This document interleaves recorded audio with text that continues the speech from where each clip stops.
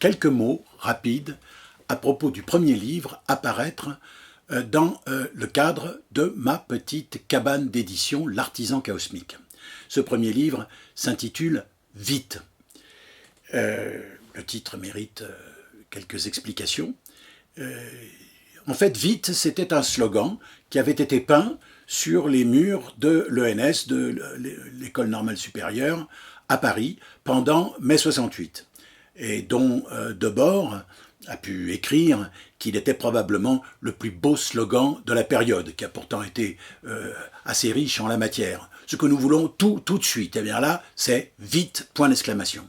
Ce texte, je l'ai écrit en hommage à Félix Guattari, philosophe, psychiatre, avec qui j'ai eu l'honneur et le bonheur d'être lié d'amitié quelques années, et qui m'a énormément apporté au plan intellectuel, mais aussi au plan humain, politique.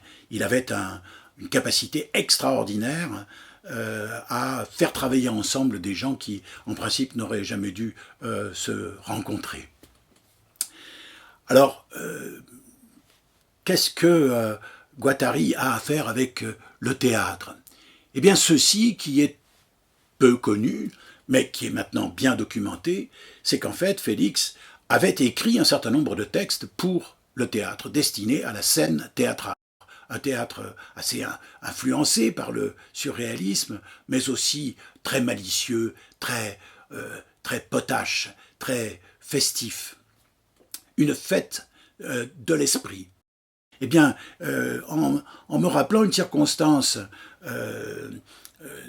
la visite de Félix au Théâtre de la Tempête, alors que nous répétions les rêves de Kafka, spectacle à l'origine duquel il était, puisque c'était lui qui avait le premier colligé les récits de rêves de Franz Kafka, il était venu nous voir répéter à la Tempête et discuter avec les acteurs et avec l'équipe artistique, et j'ai donc imaginé un peu la même situation.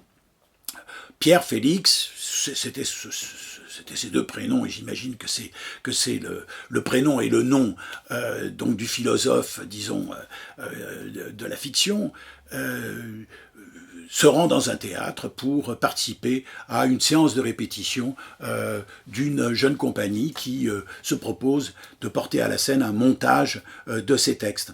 Il est obligé de s'absenter un moment parce que, souffrant de colique néphrétique, il va prendre des médicaments, un peu de repos dans une loge, et il s'endort. Et quand il se réveille, eh bien le théâtre a été fermé et il est désert. Tout le monde l'avait cru parti au milieu de l'après-midi, alors qu'en fait il était dans une loge inoccupée du théâtre. Il se retrouve donc cette nuit enfermé dans le théâtre.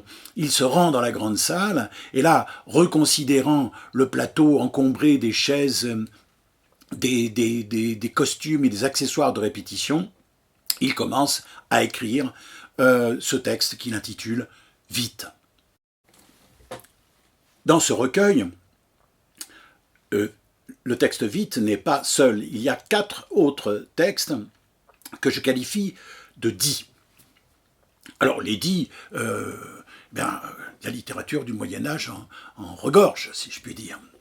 Puis l'expression était tombée un peu en désuétude. Bon, ça dit bien ce que ça veut dire.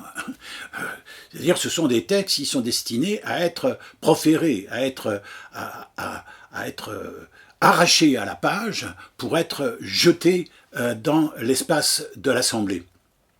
Et un peu plus que dit à proprement parler, hein, pas seulement lu,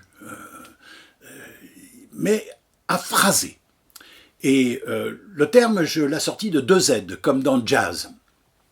Et d'ailleurs, j'ai ajouté à ce recueil un petit essai, qui est le texte d'une conférence que j'avais donnée à l'université de Montpellier, qui s'intitule justement « Phraser » avec 2 Z, hein, et qui revient sur ce travail spécifique. Hein, celui qui phrase, en tout cas en musique, c'est quelqu'un qui resingularise un texte musical en l'occurrence, en lui imprimant une forme de rythme, un allant,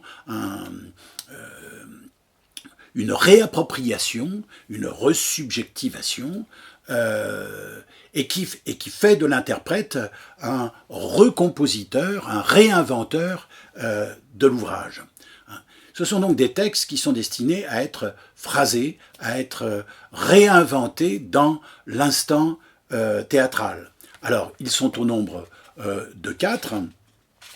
Le premier est le dit de la chute, tombeau de Jack Kerouac, qui évoque la figure du poète et romancier américain au moment où il est engagé par le Village Vanguard pour justement phraser sur scène ses poèmes. L'expérience sera à de maints égards douloureuse. C'est un dit que j'ai eu le bonheur de représenter avec mon vieux complice Padovani, avec qui nous avons créé il y a une trentaine d'années la Grande Ritournelle, équipée de jazz poétique, et du pianiste Jean-Marie Machadoun. Nous l'avions joué 5 semaines à la Maison de la Poésie à Paris, et puis nous l'avons tourné dans un certain nombre de théâtres. Le deuxième texte s'intitule « Noirs agents de la nuit ». À l'origine, il s'intitulait tout simplement « Film noir », et nous l'avons créé avec Jean-Marc Padovani, un quartet de jazz. Le troisième texte est le dit de l'imparfaite. Alors c'est un dit qui a eu une existence tout à fait météorique, puisque nous ne l'avons présenté qu'une seule fois au Théâtre de la Tempête avec l'accordéoniste Marc Perron. Et enfin, Da Capo, qui est un duo à la lisière du théâtre musical et que j'ai interprété en compagnie de Jean-Marc Padovani dans une mise en scène de Philippe Delègue et qui a été notamment présenté au Théâtre de la Tempête. Voilà, vite suivi de 4 dits et d'un essai intitulé « Phrasé ».